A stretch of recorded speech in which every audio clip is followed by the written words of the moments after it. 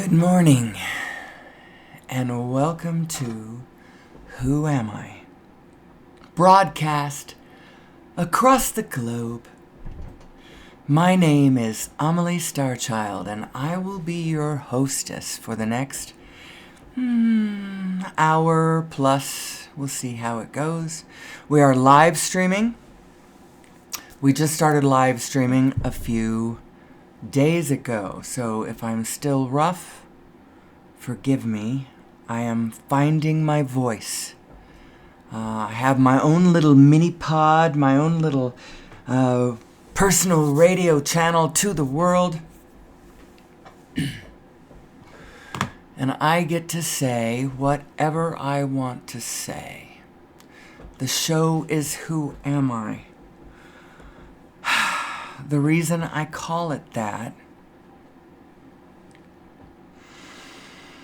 we're talking about who am I in reference to source energy. We're trying to in doing this show, and so this is why it will sound rough at first until I find my legs, because what I'm truly trying to do is find a way to pull my allness together with my smallness so that the two of us work in perfect tandem for the next hour, hour and a half as we broadcast whatever it is we're broadcasting. I want to pull together what I care about, what I have come to care about, my favorite topics, what I think will help the world, together in the places where I have felt great negative emotion, where my negative emotion has been, alongside where I believe our hope is, how I've added it all together, and what I think would be helpful and interesting to focus on. All of that's what we're going to talk about.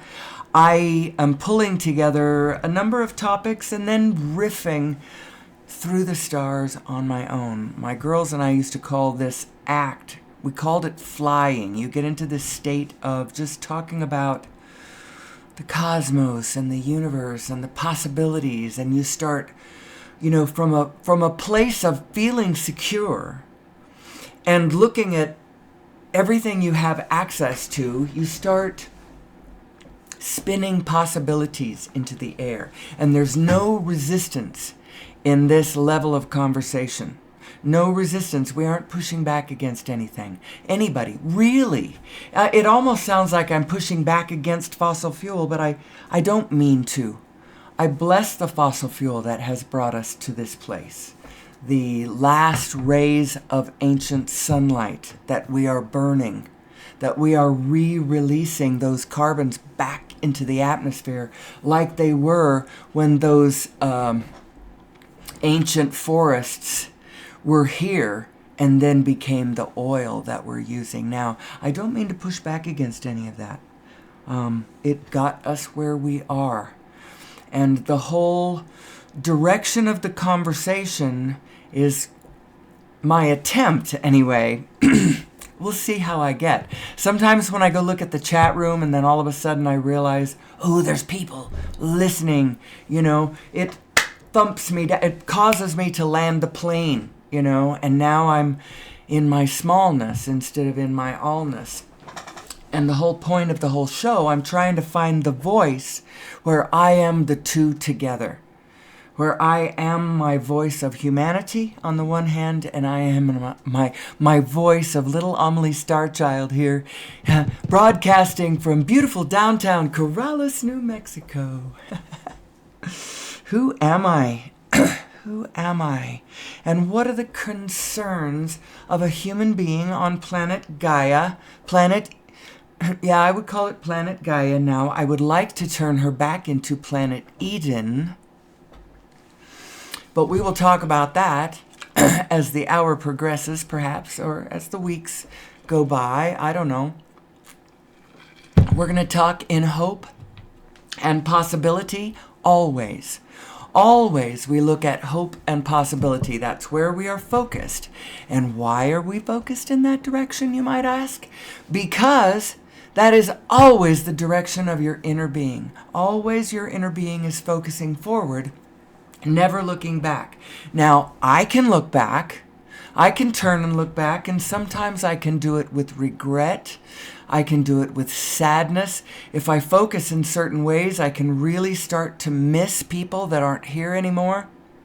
There are things that I can do. I can do that. I am capable of doing that as a human vehicle. That allows me to do that, but my inner being never does that. My inner being is doing something different. And the object of the exercise that as I have come to see it, and I think that this should be everyone's object of their exercise, is to align your two selves together, whoever you are. Whoever you are, know that you are two selves. The one self that you are is vibrational. It's connected to everything else. It believes the win for you is the win-win for the whole field, because it recognizes that when you are a whole working cooperative system, the abundance level that you are able to create from that level is extraordinarily higher than the abundance level that you are capable of creating from yourself as a solitary me against the world kind of entity. And so your inner being is standing in this win-win position, looking forward, seeing possibility, and that's you. It's your overview vibrational self, looking at the world as it really is, the physical world as it really is. Did you know that your spiritual self is deeply, deeply aware? It's grounded in reality, in actual physical reality. Your spiritual self, your vibrational self, is grounded in physical reality. That's kind of what Abraham means when she talks about being the leading edge. Here on the leading edge, the physical reality is what all the vibrational is reverberating about, you know? That's how it works. So you do have an overview self that really is giving you guidance. So really listen to her. And don't worry about people thinking you're a goody two-shoes just because you keep leaning that direction. As a matter of fact, if you are standing in your center and focused from that direction, truly, you probably start getting very, very, very, very, very positive. And you know, there's people out there, you can see them, the ones who have done it really well.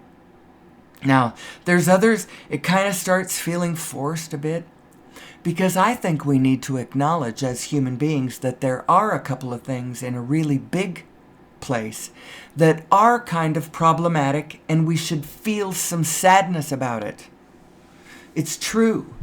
Now, on an ultimate scale, even if the planet blows up, we're all right, in a way, because the universe is all right, and consciousness is all right, and the whole thing is designed to give you what you want.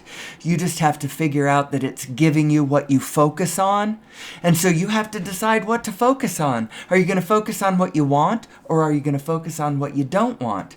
What you have that you don't like? Is that what you're going to focus on? Or are you going to focus on what you like? Because you're getting whatever you focus on. That's the lesson. Well, that's one of the lessons. That's one of the lessons. What are some of the other lessons? Now, just in case I got somebody listening to me right now, and I probably don't, I hope so. I hope my indigo friend gets a nudge. I wish I knew how to tell him that, or her, I don't know who it is, that I'm trying to come on at exactly the same time. So if they're interested in picking me up, here I am. But I'm not looking yet. So if you're listening, I can't see you. I'm going to keep riffing from this high non-resistant place, what happens when because I'm not really good at this. I'm trying to drive this starship of mine in a way, I'm trying to take all the lessons that I preach to heart, turn them back at myself and go, oh, look what I'm saying about, the nature of my vehicle and how this works. Because just like Abraham or Bashar or whatever who are channeling perhaps other entities, I think Abraham is more channeling herself. She's not, it's not an individual entity, it's her own general connection to source without much of Esther in, I'm trying to pull the two together, at least here in this show. And from that seat, speak about all the things I care about, both in my allness and in my smallness. Not necessarily from my absolute allness, but from my earthly allness. Me as humanity, me as here on planet Earth, the biofield of the planet, the things that I care about. Sixth mass extinction, wars that won't end, deserts that grow, a garbage patch in the Pacific Ocean, climate change, growing climate violence, and there's all kinds of things that as a bigger human being I care about. In my allness I care about. In the negative. And then in the positive, all the possibilities. And it is actually in the focus of the possibilities that we are going to find our way out of the wilderness. Our pathway out of the wilderness is going to be here. And although it seems like in the description of my show I'm pushing against fossil fuels, what I'm really going to do is I'm going to advocate for source energy. I'm going to advocate for over unity, because that's going to take us farther. That's going to be more energy, more available right now to everybody with all of their great ideas, and they can quit munching up the biosphere in order to capitalize. Everybody is sort of being forced to capitalize, forced to offer something to the greater whole. Offer something to humanity in order to have that golden ticket, or actually it's more of a green ticket, into the supply chain of humanity, so that they can claim something that the rest of us, create, whether it's a healing modality or a technology or a bed and breakfast, a hot meal or a warm bed, or both, or an entertainment, or a organizational force factor. That's what foremen and managers and such are. They are organizational force factors. They can be highly employable. What we're all asked, forced, whatever, required, encouraged to capitalize. And this capitalization gives us our ticket into selecting off the buffet of the supply chain of humanity. And I have my dollars in front of me, and it gives me choices.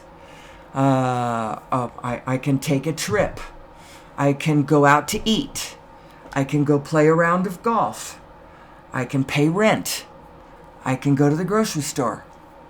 I can this, I can that. And the more that I have capitalized, the more choices that I have on the buffet that is the supply chain of humanity.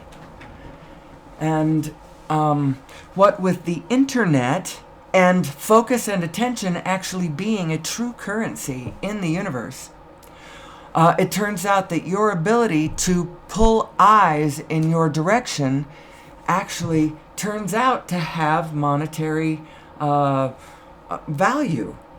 If I can do that slickly or authentically or however, it doesn't matter, I can cause a rumpus over here, and then film it and then put it up on YouTube and it'll go viral, whatever. I can get the eyes over here, and that will capitalize me too. Now, what does all this mean? We're just trying to understand who we are from a position of just allowing it to be, without at any given moment thinking that we are different than we should be. We are what we are, and we are where we are, and it's all okay. And from this voice where I am in my Who Am I studio, there is no pushing back. We're not pushing back. We're looking forward.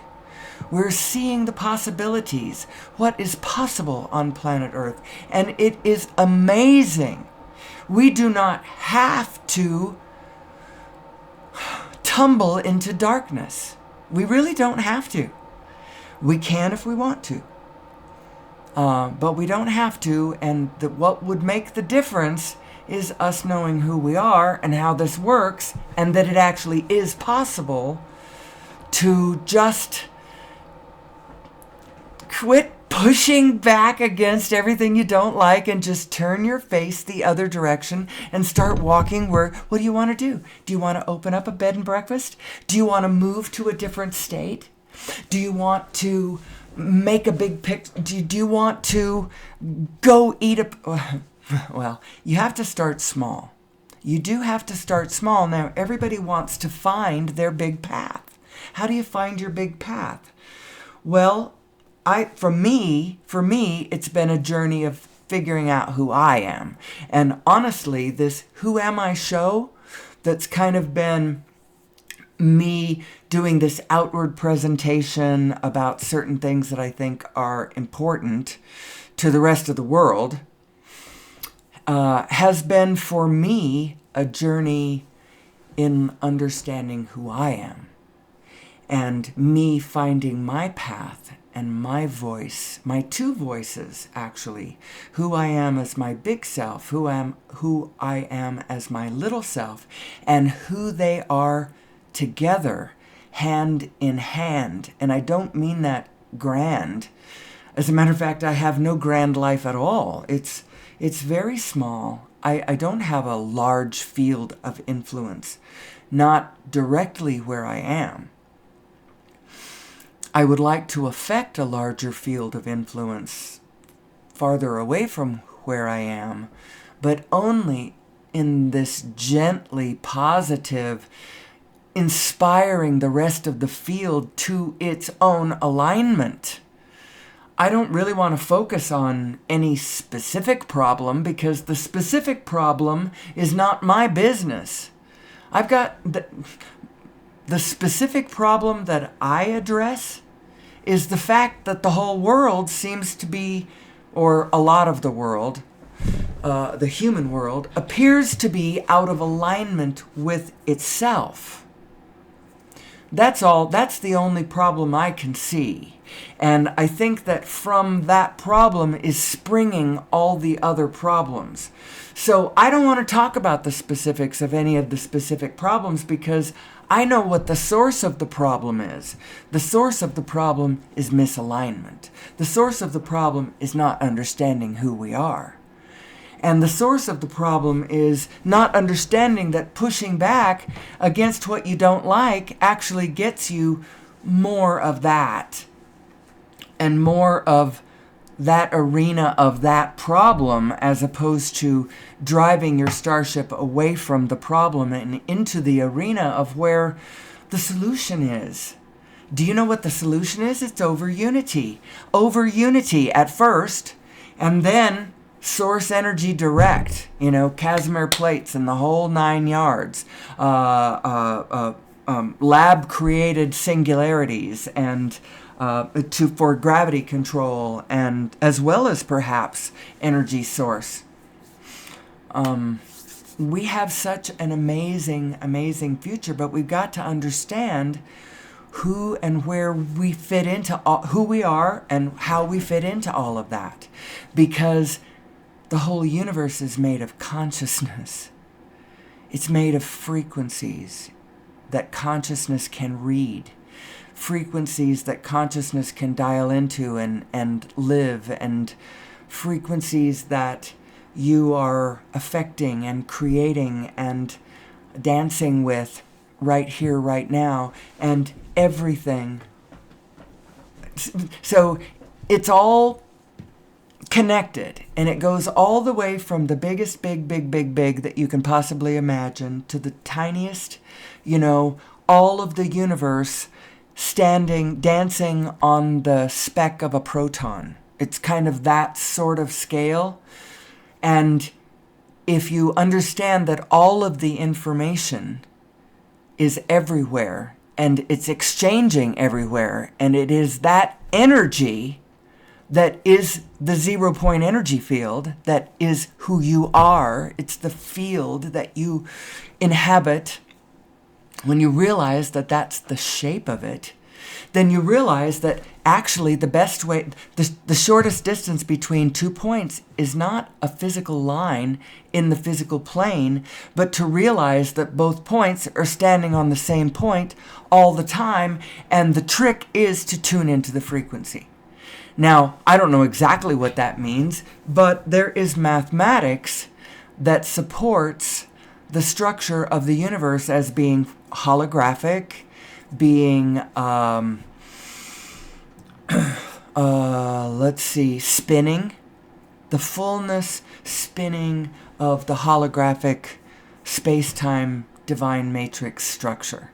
To understand this matrix is to understand ourselves, is to understand gravity, is to grant mankind unlimited energy for now and forevermore, and all human beings, even the ones on the edge of poverty. We can do away with all poverty, global poverty.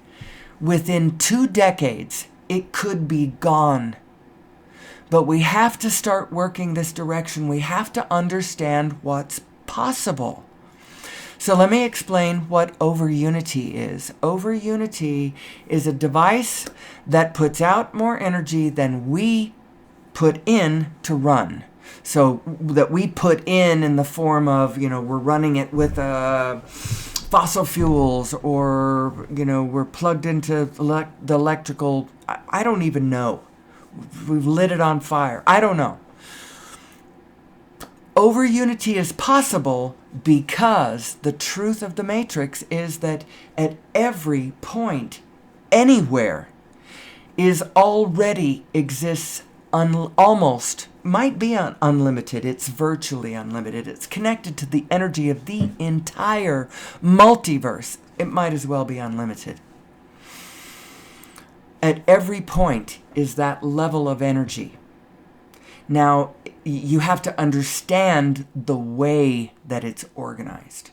You have to understand the whole spin that we all share.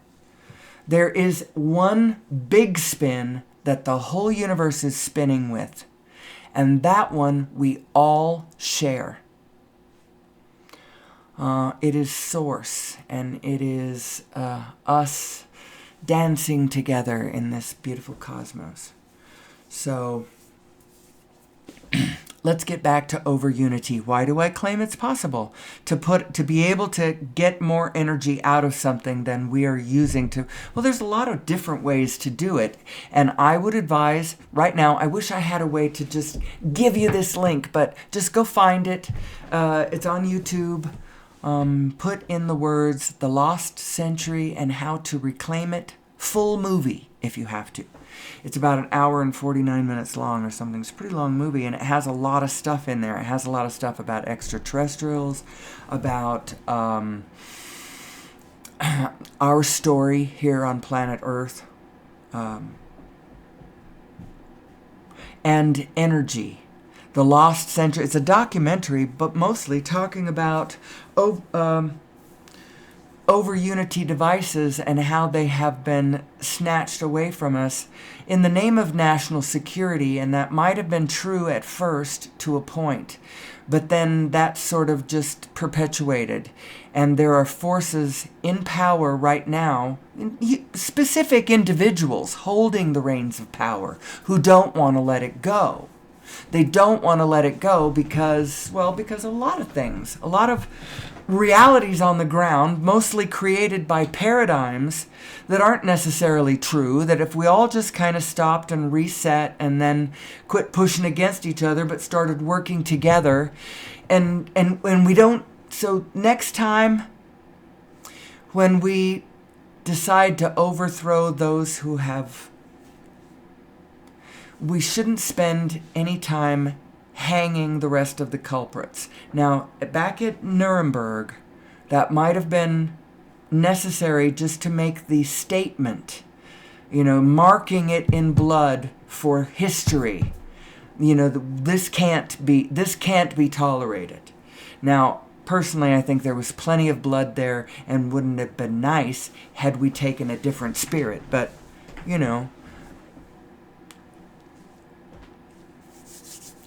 you might think I just talked gibberish. If you don't know me, I am a student of history, and World War II, Nazis, the whole German, the Holocaust phenomenon, all of that. I read tons and tons of historical fiction about that, and then later nonfiction works like Hitler's Willing Executioners. That's actually a really good book. Many things. I watch everything that comes out on Netflix or whatever, but not usually. The more the best one I've seen came out this year on Netflix. There's actually two pretty good ones.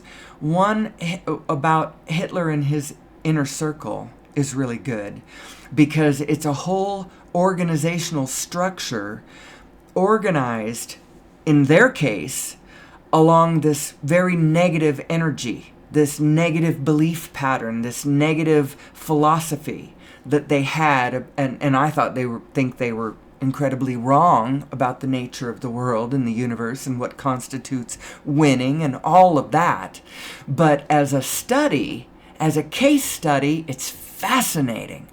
And the whole thing played out so raw and stark on a naive world. I mean, the whole thing, to look at it from certain vantage points, is just breathtaking in a sort of in a gut-wrenching kind of, taking the wind out of you, gut-punching sort of a way.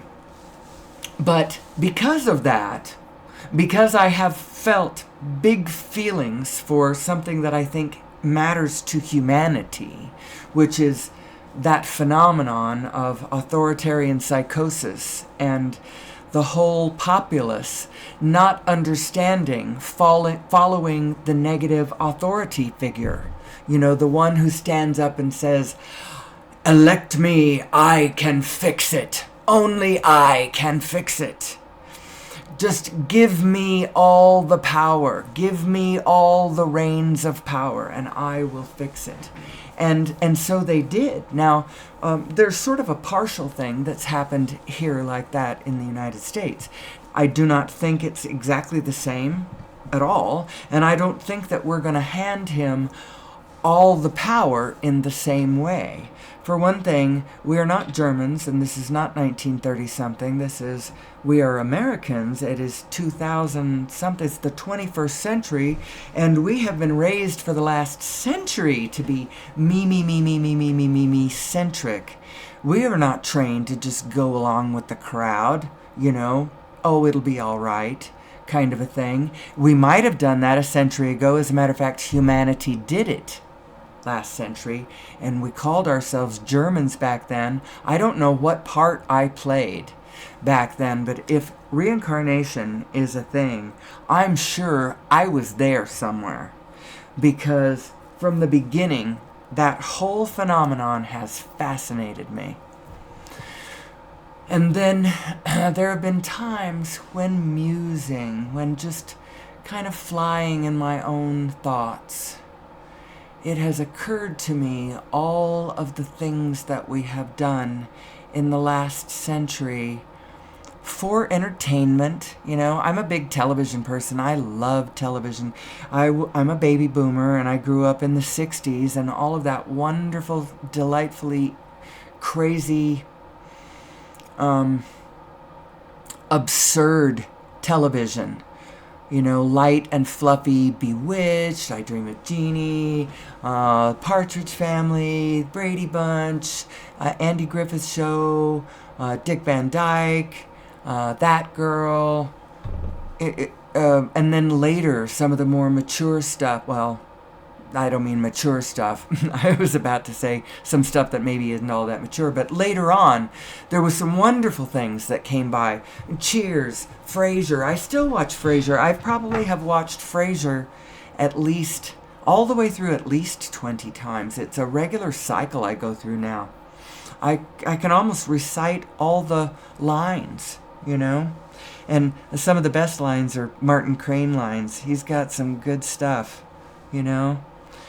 If you're gonna kill yourself, don't use drain rat poison or drain cleaner. And if you're gonna use an axe, get it right the first time. I'm sorry. He has lore. He has that sort of qualifies as lore. He gives you his buffet lore and anyway. Oh, so why did I go into talking about this? Because through the act of doing something that we wanted to do because it was fun, we created this whole medium that has scattered our attention into 8 billion different directions. Kind of, not quite 8 billion, but millions of different directions. And now we are no longer as leadable as we were a century ago. I'll tell you what my theory, this is how I see it from this perspective, what the World War was. And which World War, do you ask? But this is how I refer to the World War. It's one World War, parts 1 and 2. Because quite frankly, Hitler was the one who invited us back to part 2, and he was absolutely never finished with fighting World War I. He was still fighting World War I when he invited us all back to World War II. But when you say World War I, World War II, in the English language it implies World War III.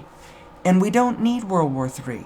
And we don't even need to worry about World War III. We don't even need to look that way. And if we'd quit looking that way, we probably wouldn't have World War III. So let's call it the World War Parts 1 and 2. Because it was absolutely Hitler's thing, and he took it all the way to the end till he couldn't, and he expected all of the people who believed in it to the soul's end that he did to fight all the way till they themselves were ashes on the heap of the fire. Such an interesting phenomenon, and so important for humanity to understand what this was. Don't stand in a place where you imagine that you're safe from this phenomenon and say, oh, I didn't do that. That was Germans that did that. That was over there. That wasn't us. We were the good guys. Remember, we were the good guys. But you know what? That same spirit was and is everywhere. The problem with that regime was that spirit became organized. And that's what the problem is if there is a problem over there on the MAGA side, it's a spirit problem. It's not, and the problem, I would say, is not that they are bad spirits, demons over there, ooh. And it's not that, it's misalignment. It's misunderstanding who we are. We are not in a paradigm of us versus them. And that's what I think Mr. Trump's biggest problem is that he believes that we are in a win-lose paradigm, and the only thing that he thinks we're all going to get tired of winning but he's living in a win-lose paradigm. And so what that paradigm creates is a bunch of losers. And I don't want to create a bunch of losers. Unless it's really true, if he wants to pivot to a win-win, I would like to advise him to the pure positive and without pushing back against him in any way, because he is us. We are all each other. And there is an aspect, there is a vantage point from which that's really an interesting and helpful vantage point from which to look at it. That we are us. Now, we are also our individual selves, and this is what is sometimes lost in the wholeness. Sometimes when you get too carried away with, oh, we are the group, and we all must sacrifice for the group, just like, a single cell in my body doesn't really matter, only the 50 trillion others that, well, if you got that kind of ratio, maybe you could say that. But still, everyone is still an autonomous being that chooses its way every step. It has to be that way. So what happens is when you get into a situation where you're focused on the allness that we are, then you start sacrificing the individuals for the state. And you get a state that is in lockstep and groupthink, and you don't want any of that. That's not what you want. That is what the conservatives are correct about as they point at something over there that they are worried about, that they think is connected to the behavior of human beings, socialists, Democrats, that sort of thing. This connection at the group level, at the allness level, that they are afraid of. There is a thing to worry about, but if we all understand who we are and line ourselves individually up correctly, and then with that general understanding also configure our greater systems around us, whatever we end up choosing would be blessed. It would be all right. We just have to understand that there is this greater organizing force already in play, literally swirling around us. And the most important thing that you can focus on at any given time, have your projects, have your little plans, your little things that you're doing, your businesses that you're designing, your systems that you are putting into place, whether they are human systems, working for the local public works department, or whether they are systems in the private sector, somehow, somewhere, some way. Keep in mind the general principle of the win-win, knowing that I have an inner being, and you have an inner being, and they have an inner being, and if you can get everyone to, first of all, if your plans and schemes really do create a win-win-win-win for the field, then you've really got something going. Now, you don't have to do it you don't have to always be consciously cognizant of what everybody else in the field specifically needs. That's the beauty of the system. All anyone needs to do in order to be beautifully harmonious with all the rest of the field is get beautifully harmonious with your own self. And you'll be fine. You'll be fine. Your inner being will help guide you to the thoughts, the impulses, will hand you vibrations that you will, from that vantage point, translate into ideas that will lead you to the steps that will lead you to ultimately happiness. Dreams come true, things falling into place, synchronicity starting to happen, loving relationships beginning to bloom and blossom and flow and form for you in the field and for all of us. For all of us.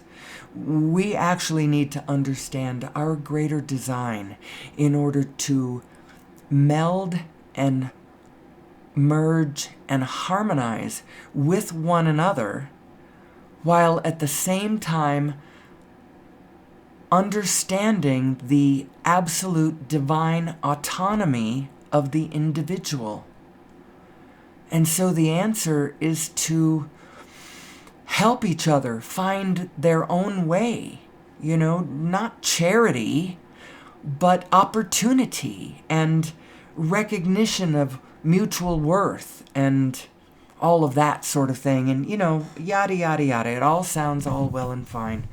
But I think that the injection of a new energy source is going to, well, forgive me for saying this, but I think it's going to literally inject energy into the equation so that more people with great ideas can go out and make them happen.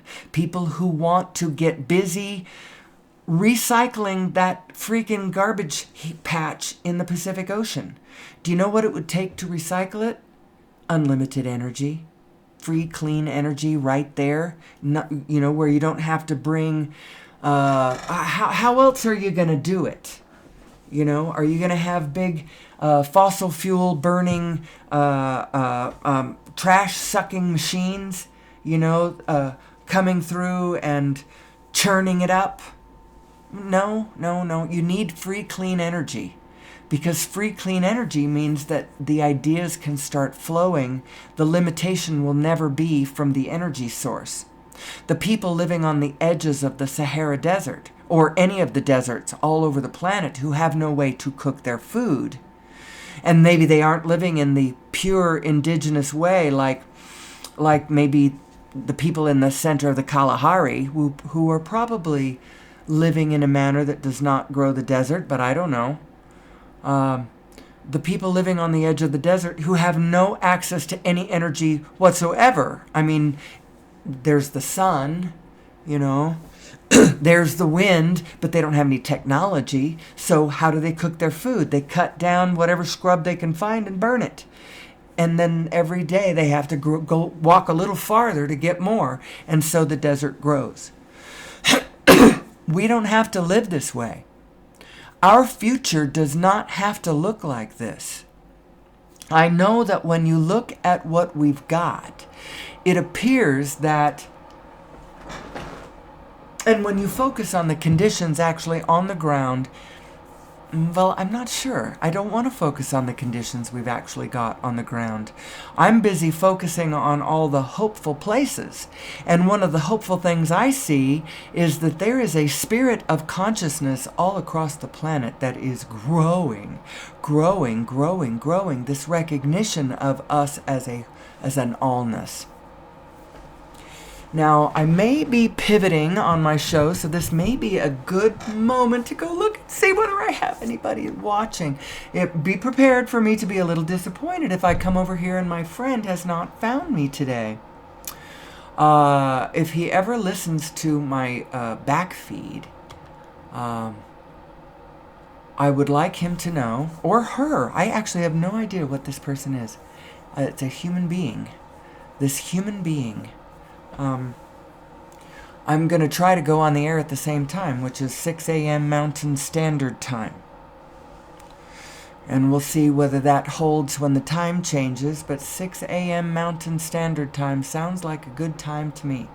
And here in the winter, it's plenty early enough, because I can get done, it's barely light by the time I'm done. I'm going to go over right now. I'm going to pause on my recording. All right. Not to despair. I keep getting an error message over there on my stream, which I think is causing me to not be seen on people's feed. So I think I need to solve this morning for sure. So that I quit getting this error. It doesn't start immediately, but it starts a few minutes in, and then now I don't know. But it's interesting to me the life that came into my presentation at the very thought that there might be somebody over there listening to me. At any given moment. Very interesting. So,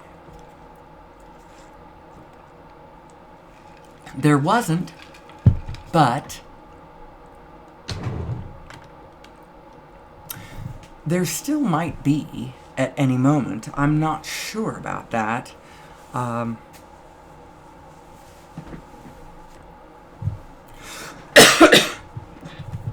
just don't think that my the the fact that I am live streaming is not coming up to some people who might be interested in picking up on it. So I think that my error message is causing that. Well, that's disappointing, but there's still plenty to talk about. I can practice talking about the things I always like to talk about. Now that I know that there isn't anybody listening, there's going to be a little bit of a deflation factor happening in my... isn't that sad? So who am I? Who am I? Where did I come from? Where am I going? Who am I as a... Oh, actually, that was really fun. The riff I did was 42 minutes long. 45 minutes long? 46 minutes. What am I going to do with the rest of the time? Hold on. I'm going to pause here, because I don't want to just do this. I'm back. You may not even have known I was gone. But I am not live streaming. Oh, I am streaming. I need to stop streaming.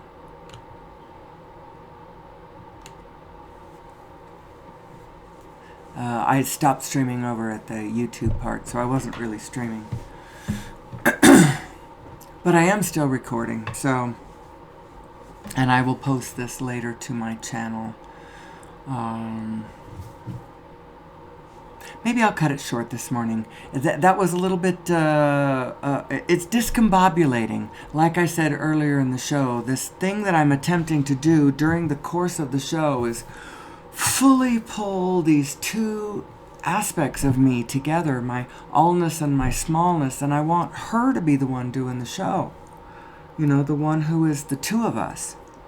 When I get down into just me and I sort of get lost in the minutia, then maybe it's time to shut the mic down for the day and get ready for my show tomorrow, which I will be back. I will be back doing it again and again and again and again. The show is Who Am I? Please come back and listen again. I love you. I need you. I am you. We are all in this together, aren't we?